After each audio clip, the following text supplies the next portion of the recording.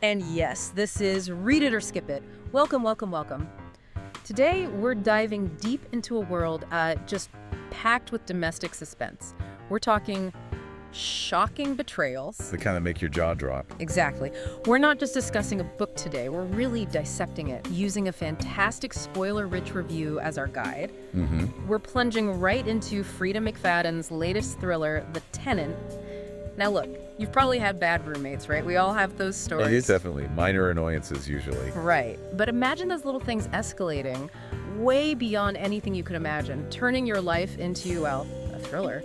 And that's what this review helps us unpack. It's like our map through the chaos. Yeah, it gives us that shortcut to understanding how a master like McFadden crafts these stories, you know? It really does. It pulls out the key insights. So our mission today is, yes, navigate the plot, but maybe more importantly, get into the character motivations. Understand why they do what they do. Exactly. And see how something seemingly simple, like, renting out a room, Just renting a room. can just explode. We're going to see how McFadden pulls the rug out from under everyone, the characters, and you, the reader. Okay, let's get into it. Using the review's perspective, we start with Blake Porter. This guy seemingly has it all. Yeah, the review highlights how McFadden sets up this perfect life deliberately. New VP job, right? Shiny new VP job, his fiancée Krista, their dream brownstone in Manhattan. Classic setup. Textbook, top-of-the-world scenario, which, as the reviewer notes, just makes the fall even more dramatic. And it's a fast fall, isn't it? Oh, incredibly fast. The review points out how efficiently McFadden just dismantles his life. He gets accused of betraying his boss. Some vague accusation, right. The review mentions that. Yeah, strategically vague, it suggests. Makes him look bad immediately. He's fired. Boom. And then spirals into depression, can't find work. Total instability, stripped of everything, professionally, personally. Yeah. It makes him really vulnerable, isolated. It's brutal. So they're struggling financially, and Krista suggests the thing, the tenant. And the review really focuses on Blake's reaction here, his initial resistance. Yeah, it says he was too much of a man, that he infantilizes Krista in this nauseating way, wanting to be the sole provider. But reality hits, right? They need the money. So he reluctantly agrees. Opens the door, literally, to chaos. And in walks Whitney Cross. Initially, the review says she seems perfect. Right. Nice, keeps to herself. And according to Blake, at least, incredibly hot. Huh. Yeah, the review mentions that. So you think, okay, problem solved. Yeah. Extra cash, quiet housemate, But nope, McFadden's just setting us up, as the review points out. Misdirection. big time. Because things go sideways fast. Totally awry.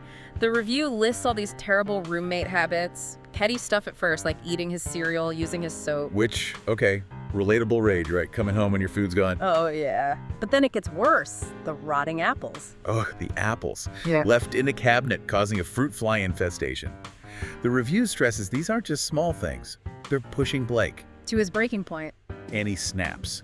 Makes a really bad move, according to the review. He confronts her at her job, right? Yeah, over the food and the flies. But then he goes back home and dumps the bag of apples Over a rotting, maggot-filled bag. onto her bed. Oh, Blake. Yeah. The review says it's pretty hard for him to take the high ground after that. Seals the deal. Makes him look totally irrational. And perfectly sets him up for what comes next. So things are already pretty wild, but this book, as a reviewer notes, loves its bizarre little detail. McFadden does that, doesn't she? Like the tuna in that other book. Exactly. Here, the review highlights it's the goldfish. Blake and Chris's goldfish. Their test for co-parenting. Which the review just hilariously calls out. Like, why not a dog? Or a cat? No, a goldfish. They were unserious. But McFadden uses this, right? The review sees it as part of the manipulation. How so? Well, after the apple incident, the goldfish turns up dead, smelling strongly of bleach. Bleach. Oh, wow. And Blake naturally blames Whitney, which the review calls a fatal mistake. Why? Fatal. Because Whitney's reaction is brilliant. She doesn't just deny it, she acts outraged, and then suggests to Krista they hold a funeral for the fish. A funeral. Yep, burial and everything, which, as the review points out, makes Blake look like a total jerk to Krista. Isolates him even more. Okay, so he's losing Krista's support. Then Krista actually moves out. Yep. Then the neighbor, Mr. Zimmerman. The one he fought with over garbage can. That's the one. He ends up dead. Police suspect Blake, naturally. Of course they do. Yeah, this is getting bad. It gets worse. Blake finds a bag under the refrigerator Say it. with 3 severed fingers inside. Yikes. Oh my God, 3 fingers in his fridge. So the review must talk about this, right? This is extreme. Is it just shock? The review says it's partly classic thriller stuff, ramping up the stakes, isolating the hero, framing him. Forcing him to find the truth himself. Exactly. But the fingers. The review notes that the sheer absurdity isn't just shock value. It shatters Blake's reality, makes any normal explanation impossible, pushes him to the absolute edge. Okay, so he's desperate, life in ruins, cops suspicious. He starts investigating Whitney. Right. Digs into her past. Yeah. Learns from her high school secretary about this dark past. Accidents, other students hurt. And her boyfriend dying after cheating on her? Uh-huh. The review flags this immediately. Classic red herring, right? Making Whitney look like the obvious villain. So Blake goes to find her parents. Yep. Drives out to their home. And this is where it gets really creepy, isn't it? Oh, yeah. The review describes Mrs. Cross's story as just chilling. Whitney pushing her brother off a jungle gym when they were kids, breaking his arm. Just mean. Intentionally hurting her mother for years. Her dad having a heart attack just before Whitney vanished. Abroad, apparently. Leaving a trail of destruction. They didn't even know she was back until that girl, the one her boyfriend cheated with, was killed. Wow. The review really emphasizes how McFadden builds this picture of a truly disturbed person. And waited 6 years for that revenge. 6 years. The review nails it here. Imagine what she could do if she put that focus and dedication to something that isn't murder. Terrifying focus. Totally. But then, the rug pull. Yes.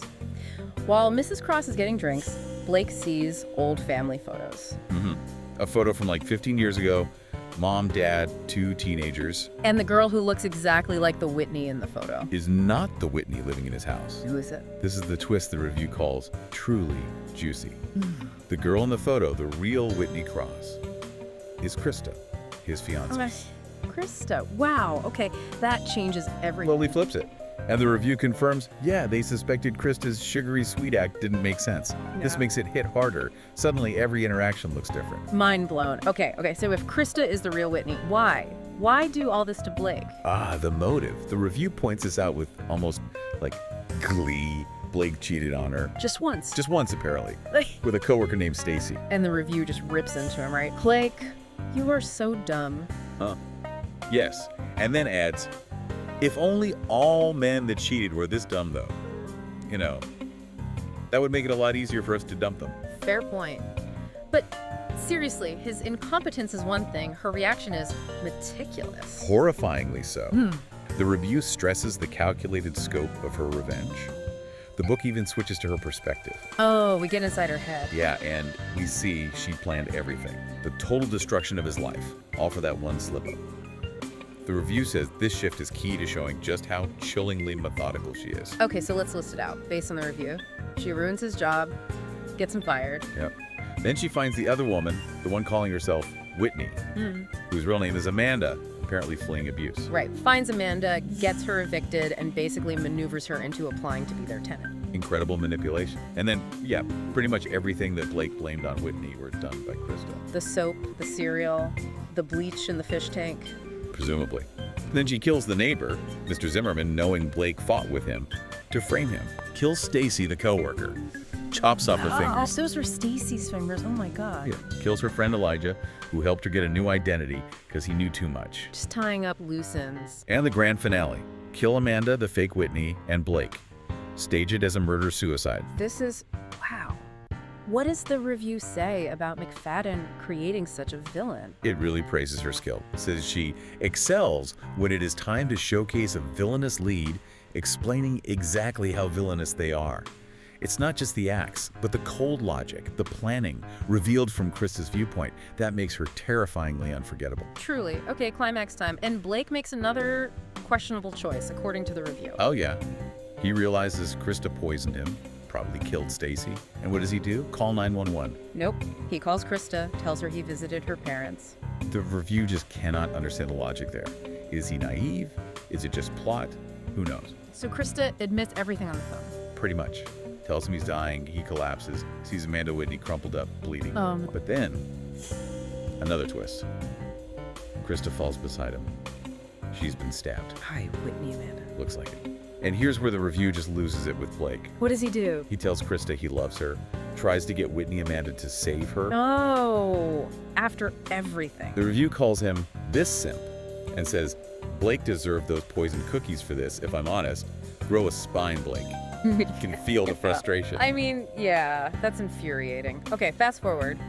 Blake recovers somehow. Miraculously. And then hooks up with Whitney Amanda. Seriously. The reviewer's reaction. I sighed so hard my lungs collapsed because what is wrong with this man? What is wrong with him? Thankfully, they realize it's not going to work. Blake moves on. But wait, there's more. Another twist about Amanda. The final twist. Amanda wasn't just some innocent victim. Uh-oh. Turns out she had huge gambling debts, owed money to a loan shark. Okay. And get this, the loan shark is related to the boy that Krista, the real Whitney, killed back in high school. Whoa! Small world. Right. So the loan shark makes Amanda a deal.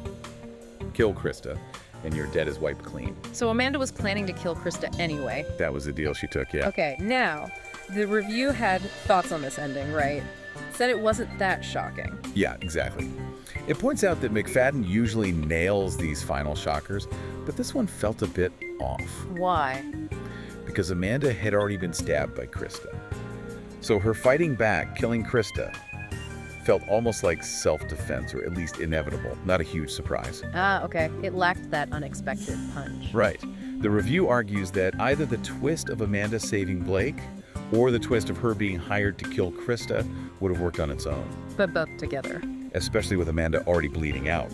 Felt flat and dull, according to the review, because she basically had no choice but to kill Krista. It weakened the impact. Interesting critique of how twists work. So wrapping this up, what does it all mean for you listening? Well, despite Blake being, let's just say, incredibly devoted to his own detriment. Simp to beat all simps, as the review put it. Yeah. Despite that, the review concludes this was a fun, wild ride. Betrayals, mistaken identities, violence escalating like crazy. And the review really highlights McFadden's skill, doesn't it? Oh yeah, especially how she lets the villain explain their villainy, that Krista's Whitney twist. Genius, according to the review.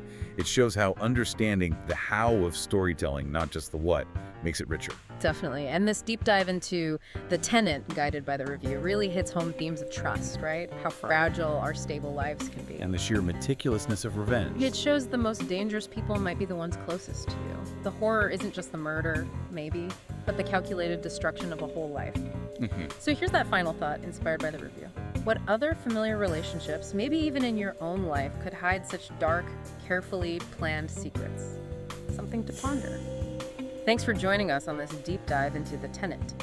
And yes, this is Read It or Skip It.